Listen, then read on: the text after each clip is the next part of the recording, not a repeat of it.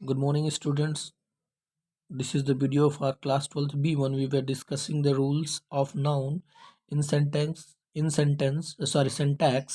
and we had discussed till rule number 9. Rule number 9 तक हम लोगों ने डिस्कस किया था, और रूल नंबर 9 क्या था, शायद आपको याद हो। अब मटेरियल एंड एब्स्ट्रैक्ट नाउन के बारे में रूल था कि मटेरियल और abstract noun in general sense are used in singular.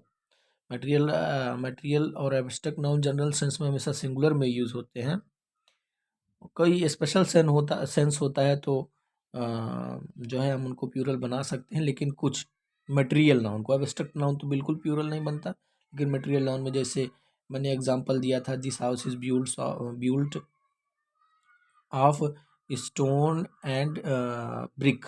Stone और ब्रिक क्या है, मटेरियल नाउन है। अब ये जनरल सेंस हो गया, ठीक, कि एक घर में क्या होता है, पत्थर और ईंट ही लगते हैं। लेकिन यही अगर कोई पर्टिकुलर सेंस हो जाए, जैसे कि 10 ईंट की बात हम करें, तो आई नीड 10 ब्रिक्स हो जाएगा तब, ठीक है। जब किसी पर्टिकुलर सेंस की बात करेंगे तो ईंट को मतलब ब्रिक्स को और स्टोन्स को प्यूरल बना सकते हैं, लेकिन जनरल सेंस में जब केवल ये बताना हो कि ये घर पत्थर और ईंटों से बना है, ठीक, ये इमारत ईंटों से बनी है। मटेरियल नाउन तो वही होता है बेटा ना, जिससे चीज़ें बनती हैं। मटेरियल आप जानते हो, तो जनरल सेंस में जब यूज हो तो हमें प्यूरल नहीं बनाना है। अब आज हम लोग बात करेंगे रूल नंबर 10 की। अब रूल नंबर 10 क्या है, let's see. When a compound noun is use as an adjective it is always used in singular. जब कंपाउंड नाउन एडजेक्टिव का काम करता है तो हमेशा वो किस में यूज होता है, सिंगुलर में। पहली बात तो आप कंपाउंड नाउन जान लो क्या होता है। कंपाउंड नाउन, कंपाउंड मतलब क्या होता है, मिश्रण। तो नाम से ही क्लियर है बेटा, जब दो या दो से अधिक नाउन मिलकर किसी एक नाउन का काम करें। जैसे देखो मैंने लिखा मदर इन लॉ, तो देखो पहला नाउन क्या है, मदर, ये प्रीपोजिशन है, और दूसरा नाउन क्या है, लॉ। लॉ मतलब क्या होता है, नियम या कानून, ठीक। मदर और लॉ इनसे जुड़ गए और ये पूरा का पूरा एक अलग से नाउन बन गया। मदर इन लॉ मतलब क्या होता है, सास, ठीक। तो ये क्या हुआ, कंपाउंड नाउन। अब जैसे मैंने दूसरा एग्जांपल लिखा, मैन सर्वेंट, ठीक। आप जानते हो मैन अलग नाउन है और सर्वेंट क्या है, अलग नाउन है, ठीक। लेकिन दोनों को हमने जोड़ दिया तो ये नौकर है, लेकिन नौकर कौन सा है, मेल। जैसे हम सर्वेंट कहते हैं तो हमको नहीं पता चलता कि सर्वेंट आदमी है या औरत, लेकिन हम जब मैन सर्वेंट बोलेंगे तो हमको पता चलेगा कि सर्वेंट क्या है, आदमी है। और वुमेन सर्वेंट बोलेंगे तो क्या पता चलेगा कि जो है नौकर क्या है, औरत है। तो कंपाउंड नाउन वही हो गया जब दो या दो से अधिक नाउन मिलकर एक नया नाउन बना लें तो उसी को क्या कहते हैं हम, कंपाउंड नाउन। अब कंपाउंड नाउन एडजेक्टिव का काम करे तो हमेशा सिंगुलर में यूज होता है, ठीक है। जैसे अब हाँ, यहाँ पर देखो एडजेक्टिव का काम कर रहा है। जैसे देखो 5 ईयर, ठीक। 5 क्या है, नाउन है। हाँ, अरे जैसे 5 की स्पेलिंग 5 ही तो है ना, और नंबर जो 5 होता है उसकी स्पेलिंग 5 है, और ईयर मतलब क्या है, साल। अब ये दोनों मिलकर किसके साथ जुड़ रहे हैं, ओल्ड के साथ। अब ये तीनों मिल गए तो ये किसको क्वालिफाई कर रहे हैं, चाइल्ड को, ठीक। चाइल्ड की विशेषता क्या है कि 5 साल का बच्चा है, ठीक, 5 साल का बच्चा है। तो जब ऐसे कंपाउंड नाउन का यूज एडजेक्टिव के रूप में हो तो हमें प्यूरल नहीं बनाना चाहिए। मतलब हम ये नहीं लिख सकते थे, ए 5 ईयर्स ओल्ड चाइल्ड, ठीक। ध्यान रखना, बहुत अच्छा रूल है।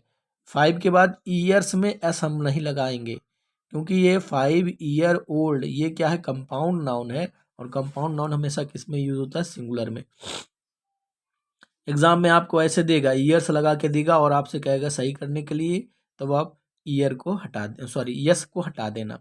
अब देखो एग्जाम में एक सेंटेंस के रूप में मैंने लिया है, देखो कैसे देगा, he gave me 2 5 rupees note. ये क्या है, गलत। देखो 2 5 रुपीज, ये नोट क्या है, इसी नोट को ये तीनों वर्ड्स मिलकर क्वालिफाई कर रहे हैं। 2 5 रुपी, केवल इसी पर बात करते हैं, टू को छोड़ दें। 5 रुपी नोट्स, भाई नोट्स तो कोई भी हो सकता है, मतलब कई प्रकार के नोट होते हैं। 10 रुपए का होता है, 5 रुपए का होता है, 100 रुपए का होता है, 2000 रुपए का होता है, 200 रुपए का होता है। ठीक, अब नोट की विशेषता क्या है कि 5 रुपए की। देखो 5 रुपी, 5 रुपी मिलकर किसको क्वालिफाई करे, नोट को। तो ये 5 रुपी दोनों एक साथ क्या हो गए, कंपाउंड नाउन हो गए। अब 5 रुपी कंपाउंड नाउन है, तो कंपाउंड नाउन हमेशा किस में यूज होता है, सिंगुलर में, जब वो एडजेक्टिव के रूप में यूज होता है। तो ये 5 रुपी एडजेक्टिव का काम कर रहा है ना, ये किसको क्वालिफाई कर रहा है, नोट को। तो यहाँ से हमको क्या कर देना होगा, एस हटा देंगे, हमारा सेंटेंस क्या हो जाएगा, सही हो जाएगा। यहाँ टू लगा है, इससे हमें कोई मतलब नहीं है, हमको ये ध्यान रखना है, ये टू लगने से हम नोट्स में यस लगाएंगे, क्योंकि नोट कितनी है, 2। इंग्लिश में आप जानते हो ना, वचन कितने होते हैं, नंबर कितने होते हैं, एक सिंगुलर और प्लूरल। तो ये टू लगने से रुपीज में यस नहीं लगेगा, ये टू लगने से कहाँ पर यस लगेगा, नोट्स में यस लगेगा, क्योंकि नोट हमारे पास क्या है, 2 हैं, और दोनों नोट किसकी है, 5-5 रुपए की।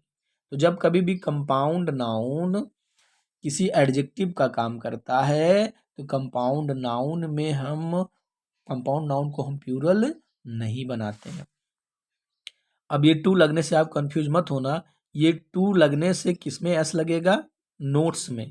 ठीक, अब देखो एग्जाम में आप सही कैसे करोगे, he gave me 2 5 rupee notes, notes में एस लगा रहेगा, बस रुपीज से एस हमको हटा देना है।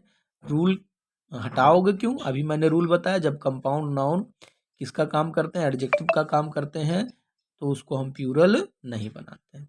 अब देखो दूसरा एग्जाम्पल, आई सा ए 5 years old बॉय, अभी मैंने ऊपर बताया, देखो 5 years, ठीक, तो सही करना होगा, ये गलत है, सही करना होगा तो हम क्या कर देंगे, यस को हटा देंगे, क्या हो जाएगा, आई सा ए 5 year old बॉय। चलो आते हैं दूसरे रूल पर, some books name and newspapers name look like plural but they are singular in meaning. कुछ किताबों के नाम, ठीक, और कुछ समाचार पत्रों के नाम प्लूरल की तरह दिखते हैं, मतलब उनके लास्ट में ऐसा आता है। कुछ देश के नाम भी आप ले सकते हो, हाँ, कुछ कंट्रीज नेम ऑल्सो। तो कुछ देश का नाम, कुछ किताबों का नाम और कुछ समाचार पत्रों का नाम देखने में क्या होता है, प्लूरल होता है। प्लूरल क्यों होता है, क्योंकि लास्ट में उनके क्या आता है, ऐसा आता है, लेकिन उनकी मीनिंग सिंगुलर होती है, आप जानते ही हो। अरे भाई एक किताब है तो सिंगुलर ही तो हुआ, एक देश का नाम है, यस भले आए, लेकिन वो तो एक ही देश का नाम है ना, तो सिंगुलर ही हुआ। अब जैसे एग्जाम में देखो मैंने लिखा the United states of America, देखो स्टेट्स यस आया, ठीक, तो आप इससे कंफ्यूज मत होना है, ये पूरा का पूरा एक देश का नाम है, इसलिए यहाँ पर हैव की जगह क्या लगेगा, हैज लगेगा, ठीक, और हमारा सेंटेंस क्या हो जाएगा, सही हो जाएगा। अब देखो अगला रूल, द अरेबियन नाइट्स, ठीक, ये किताब का नाम है अरेबियन नाइट्स। आपने अलिफ लैला का नाम सुना है ना, अलिफ लैला को इंग्लिश में क्या कहते हैं, अरेबियन नाइट्स। तो देखो नाइट्स में क्या लगा है, एस लगा है, ठीक है, लेकिन अब एग्जाम में आपको ऐसे देगा, the Arabian Nights are famous book, ठीक, तो आपको सही करना होगा, तो आर की जगह आप क्या लगा दोगे, इज लगा दोगे, और आपका सेंटेंस क्या हो जाएगा, सही हो जाएगा। ये किताब का नाम है, ठीक है, और किताब का नाम है और एक ही किताब का नाम है, इसलिए हमको आर लगाने की जरूरत नहीं है, इज। और समाचार पत्र में देखो द हिंदुस्तान टाइम्स, लास्ट में एस आया है, तो एस आने से आप आर मत लगा देना है, क्योंकि हिंदुस्तान टाइम्स एक सिंगल पेपर का नाम, इसलिए क्या लगेगा, इज लगेगा। हाँ, मैं आपको एक रूल यहाँ बता देता हूँ, देखो the United states of America के पहले क्या लगा है, द लगा है, याद रखना, यूनाइटेड स्टेट्स ऑफ अमेरिका के पहले द लगता है। ऐसे देश के नाम जिनमें कम से कम एक कॉमन नाउन आए, तो जो है उनके पहले द लगाते हैं। जैसे इसमें कॉमन नाउन क्या है, स्टेट, स्टेट मतलब क्या होता है, राज्य। जैसे यूनाइटेड किंगडम हुआ, तो किंगडम मतलब भी क्या होता है, राज्य, तो यूनाइटेड किंगडम के पहले भी क्या लगता है, द लगता है। चलो आते हैं अगले रूल पर, ठीक, छोटा सा रूल है लेकिन थोड़ा ध्यान लगा के समझिएगा आप। रूल नंबर 12 है, ये मीन्स मतलब क्या होता है, माध्यम, आप जानते हो, ठीक, तो मीन्स अर्थ के हिसाब से सिंगुलर भी होता है, प्लूरल भी होता है। कब सिंगुलर होगा, कब प्लूरल होगा, हम चलो बात करते हैं। When means is use for the sense of medium, जब मीन्स का यूज मीडियम के अर्थ में हो, ठीक, माध्यम के अर्थ में हो, तब it can be use as singular और प्यूरल। तो इसको हम सिंगुलर या प्यूरल दोनों में यूज कर सकते हैं। इज भी लगा सकते हैं, आर भी लगा सकते हैं, हैज भी लगा सकते हैं, हैव भी लगा सकते हैं। लेकिन जब मीडियम का अर्थ, सॉरी, मीन्स का अर्थ क्या हो, मीडियम हो, ठीक। लेकिन but when it is use for the sense of income, लेकिन जब मीन्स का अर्थ इनकम हो, कमाई हो, तो हमेशा प्यूरल में यूज होता है, इसको सिंगुलर में कभी यूज नहीं करते हैं। फिर से सुन लो, जब मीन्स का अर्थ मीडियम हो, माध्यम हो, तब सिंगुलर प्यूरल दोनों में यूज कर सकते हैं। लेकिन जब मीन्स का अर्थ कमाई हो, इनकम हो, ठीक है, तो हमेशा किस में यूज करना है, प्यूरल में। एग्जाम्पल देखो, खुद ही समझ जाओगे। जैसे यहाँ पर हिज होना चाहिए। यहाँ पहला देखो, every means has been tried. Every means मतलब हर माध्यम या हर तरीका, हैज और हैव बीन ट्राइड, प्रयोग किया गया, ठीक है। देखो एवरी मीन्स, यहाँ मीन का अर्थ क्या है, माध्यम, ठीक, या तरीका, ठीक। यहाँ पर मीन्स का अर्थ क्या है, माध्यम या तरीका। जब माध्यम या तरीका इसका अर्थ हो, तो हम हैज या हैव कुछ भी लगा सकते हैं, हमारा सेंटेंस सही होगा। लेकिन जब मीन्स का अर्थ कमाई हो, जैसे हिज मीन्स आर लिमिटेड, उसकी कमाई, आर लिमिटेड मतलब सीमित है, उसकी कमाई क्या है, बहुत सीमित है, तो यहाँ आप इज नहीं लगा सकते हो, ठीक है। अब आप सोचोगे कि एग्जाम में सर क्या आएगा, एग्जाम में यही सेंटेंस आएगा, कमाई वाला सेंटेंस आएगा, और मीन्स के पहले, सॉरी, मीन्स के बाद क्या लगा देगा, इज लगा देगा। जैसे हिज मीन्स इज लिमिटेड, और आपसे कहेगा सही करने के लिए, तो आप याद रखना, या ऐसे सेंटेंस में मीन्स का अर्थ क्या होता है, कमाई, तो वहाँ इज की जगह पर आप क्या लगा देंगे, आर लगा देंगे। My friends means is very little, मेरे दोस्त की कमाई बहुत कम है। अभी बताओ सेंटेंस सही है गलत, ये सेंटेंस क्या है, गलत है। यहाँ पर क्या लगना चाहिए, आर लगना चाहिए। चलो आगे जाते हैं, आगे चलते हैं। रूल नंबर 13 देखते हैं। When wages is use for, same वही रूल है, लेकिन दूसरे वर्ड के लिए। When wages is use for the sense of result, it is used in singular, ठीक।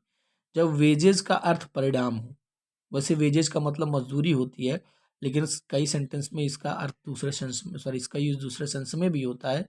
तो जब वेजेस का अर्थ रिजल्ट या परिणाम हो, तो इसको सिंगुलर में यूज करते हैं, ठीक। जैसे देखो, हाँ, वेजेस का अर्थ जब रिजल्ट या परिणाम हो, तो हम इसको सिंगुलर में यूज करते हैं।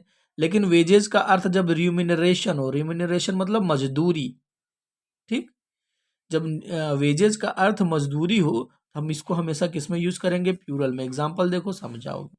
The wages of sin are death, exam में ऐसे देगा, ठीक, wages of sin are death मतलब पाप का परिणाम क्या है, मृत्यु है, ठीक। अब देखो, परिणाम के अर्थ में वेज किस में यूज होता है, सिंगुलर में, तो आर की जगह क्या लगाना है, इज। मैंने नीचे लगाया, और सेंटेंस देखो सही है, the wages of sin is death. अब देखो दूसरे सेंटेंस, दूसरे एग्जाम्पल में, his wages is 500 a day.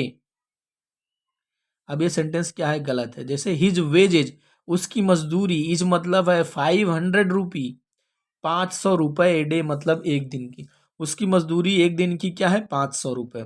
अब देखो, यहाँ वेजेज का अर्थ किसके लिए हुआ, यूज हुआ है, मजदूरी के लिए।